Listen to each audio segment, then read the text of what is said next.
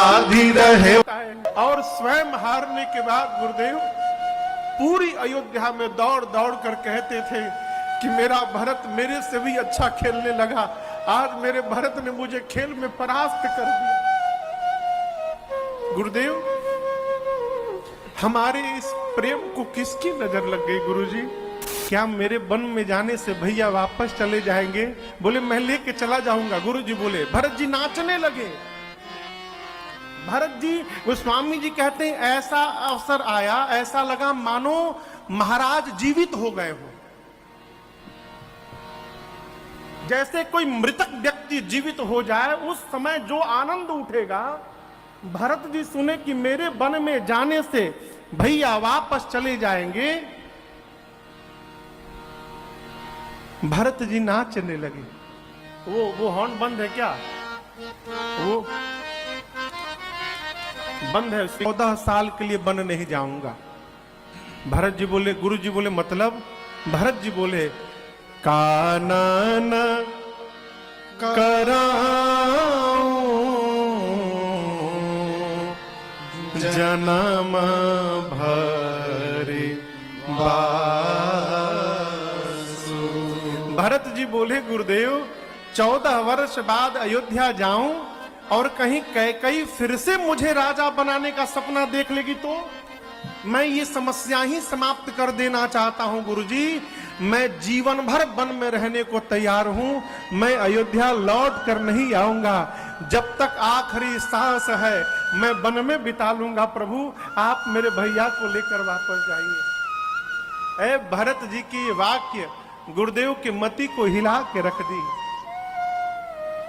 तीसरी बैठकी गुरुजी सबको लेकर राम जी के पास गए। कहे राम निर्णय लो। राम जी बोले आप निर्णय लीजिए। गुरुजी ने कहा भरत के प्रेम ने विचार करने की शक्ति समाप्त कर दी है। हम तो कहते हैं राम जो भरत कह रहे हैं वो निर्णय ले लिया जाए। राम जी बोले स्वीकार है मुझे भी। अब दर्शन करिए, जैसे राम जी बोले कि मैं भी वही करूंगा जो भरत जी कहेंगे। गुरु जी ने भरत जी से कहा, भरत बेटा जो जो कहना है आज कह दो।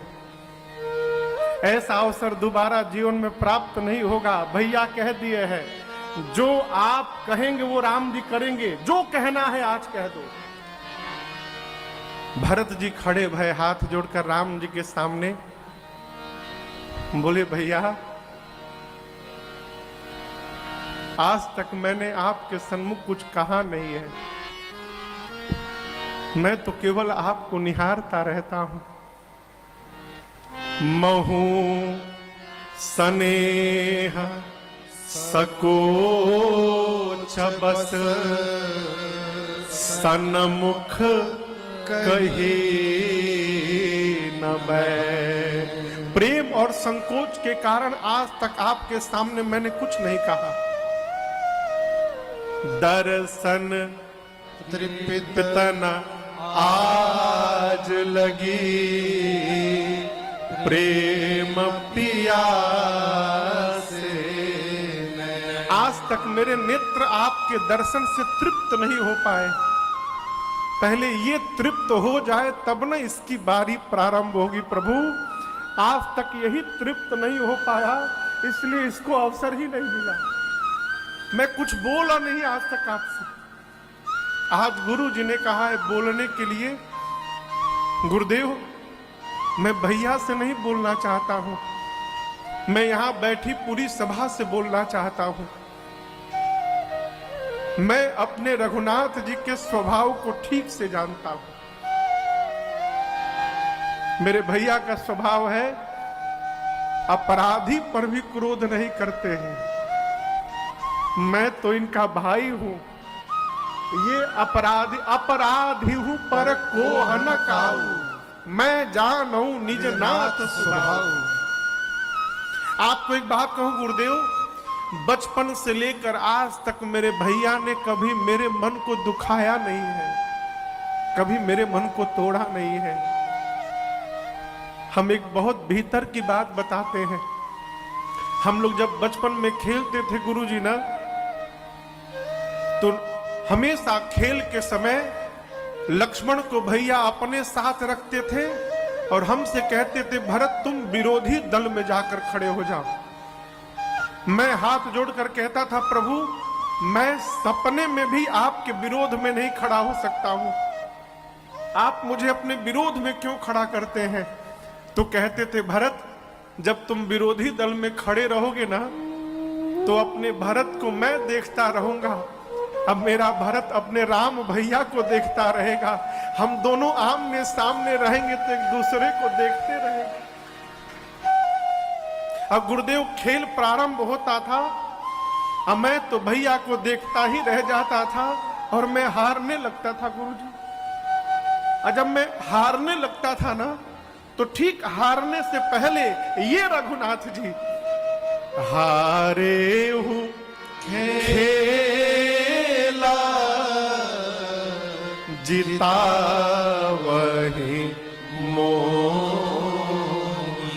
इस पापी भरत को जिताने के लिए रघुनाथ जी स्वयं हार जाते थे।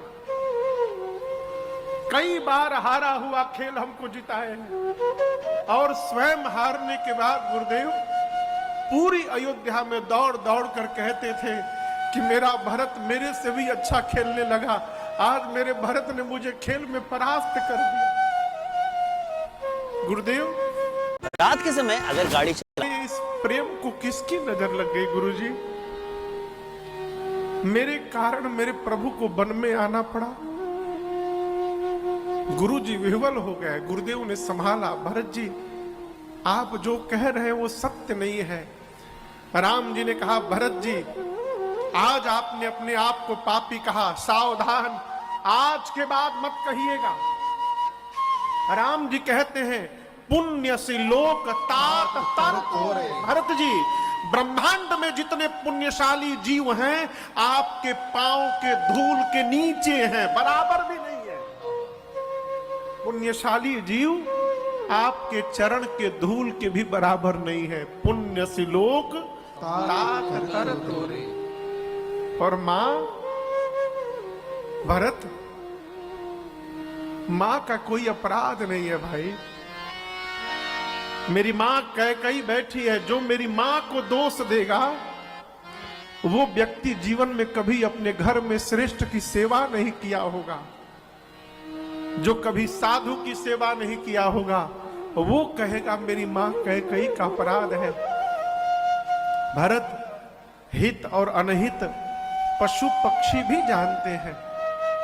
वही पक्षी नाच दिखाने वाले के साथ घुमा करते हैं, वही पक्षी बहेलिए को देखकर भाग जाया करते हैं। क्यों? वो जानते हैं वो कौन हितैषी है कौन अहितैषी है। पशु पक्षी भी जानते हैं। मनुष्य